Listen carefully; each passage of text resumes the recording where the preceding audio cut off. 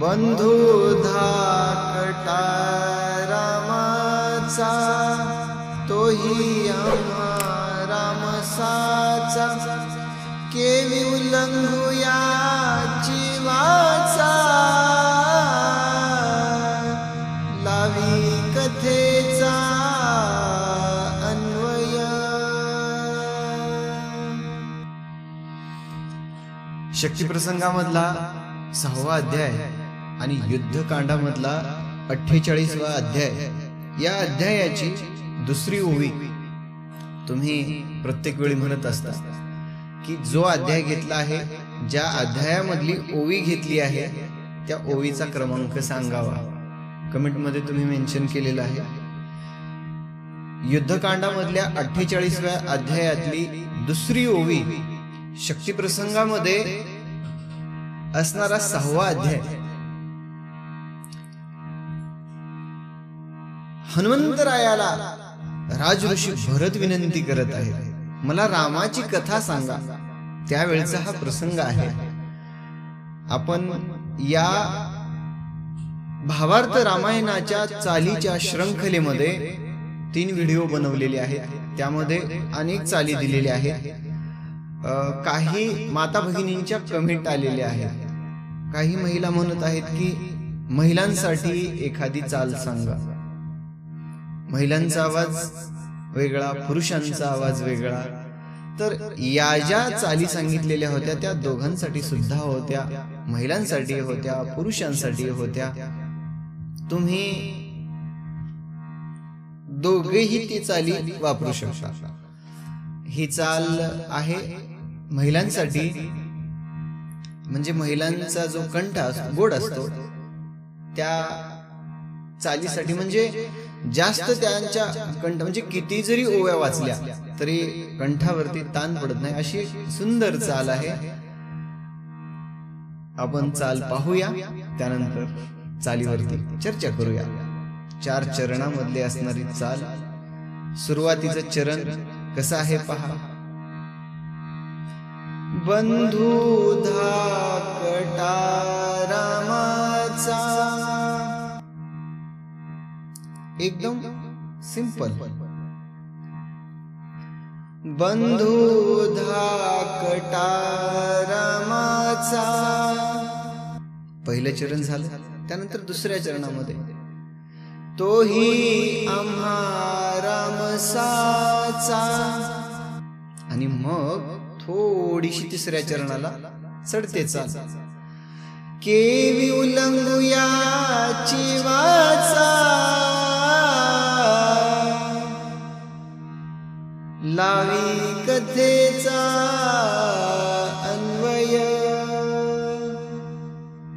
सुरुवातीचे जे 2 चरण आहेत ते एकदम शांत पाण्याच्या प्रवाहासारखे आहेत। त्याच्यामध्ये चढ उतार काहीच नाही, एकदम सरळ चाल आहे। सरळ, काळी 1 मध्ये म्हणता येतं, काळी 2 मध्ये म्हणता येतं, कोणत्याही तुमच्या कंठानुसार, जसा तुमचा स्वर आहे। भगवंतांनी ज्यांना त्यांना वेगवेगळा स्वर दिलेला आहे। कुणाचा स्वर उंच चालतो, कुणाचा स्वर मध्यम चालतो, ज्यांनी त्यांनी ज्यांच्या त्यांच्या पट्टीप्रमाणे चाल वापरायची। तर ही चाल अशी आहे। पहिल्या 2 चरणामध्ये एकदम शीतळ आहे। तिसरं जे चरण आहे, तिसऱ्या चरणामध्ये थोडीशी अशी उंच जाऊन परत पुन्हा अजून त्याच प्रवाहामध्ये, म्हणजे कसं पहा। बंधू धाकटा रामाचा, तोही आम्हा रामसाचा, केवी उल्लंघूया जीवाचा, लावी कथेचा अन्वय। म्हणजे तिसऱ्या चरणामध्ये थोडीशी चाल चढून पुन्हा त्याच तिच्या प्रवाहामध्ये येते। आणि मग आता या चालीला पुढे सलग कसं वाचायचं। भरताई के सावधान, चित्रकुटी रघुनंदन देवोनी तुम्हासी समाधान पुढारे गमन मांडिले. थोडासा आलाप घेऊन त्या चालीला अजून थोडस गोड बनवता येतं. भरताय के सावधान चित्रकुटी रघुनंदन देवोनी तुम्हासी समाधान पुढारे गमन मांडिले. म्हणजे ह्या चालीची ठेवण अशी आहे. चौथ्या चरणामध्ये तिला थोडस अजून गोड बनवता येतं. थोडासा आलाप देऊन सुद्धा थोडासा त्या चालीचा विस्तार करता येतो. पुढारे गमन मांडिले असंही घेऊ शकता. आणि थोडासा आलाप द्यायचा असेल, विस्तार करायचा असेल तर पुढारे गमन मांडिले असं चालीला थोडासा आलाप देऊन थोडासा स्वर विस्तार करून त्या चालीमध्ये गोडवा आणता येतो. परंतु सुरुवातीला ही ठेवण लक्षामध्ये घ्या. ठेवण लक्षामध्ये बसली की त्या चालीला म्हणेल तसं वळवता येतं.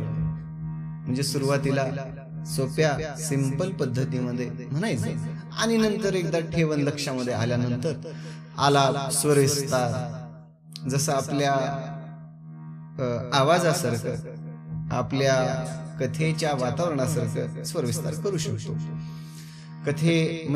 कथेला उशीर झालेला असेल, शक्ती प्रसंगामध्ये अनेक वेळा काय होतं, वाचक सूचक जास्त आलेले असतात आणि वाचका सूचकांना बसवणं, संयोजक काही वाचक चालीमध्ये वाचतात, काही वाचक विदाऊट चालीमध्ये वाचतात.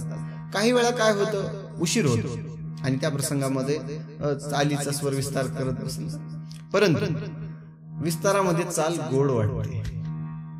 ही चाल अशी आहे, आपण सलग थोड्याशा ओव्या वाचूया म्हणजे तुमच्या लक्षामध्ये येईल की ही चाल सलग कशी वाचायची न बदलता. ओवी क्रमांक 4.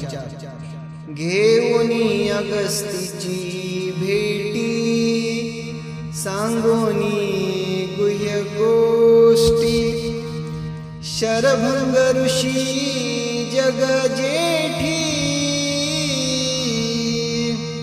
उठा उठी उधरिला विराध येऊनी आडवा सीता उचलोनी निघे ते धवा रामे करोनी बाण लावा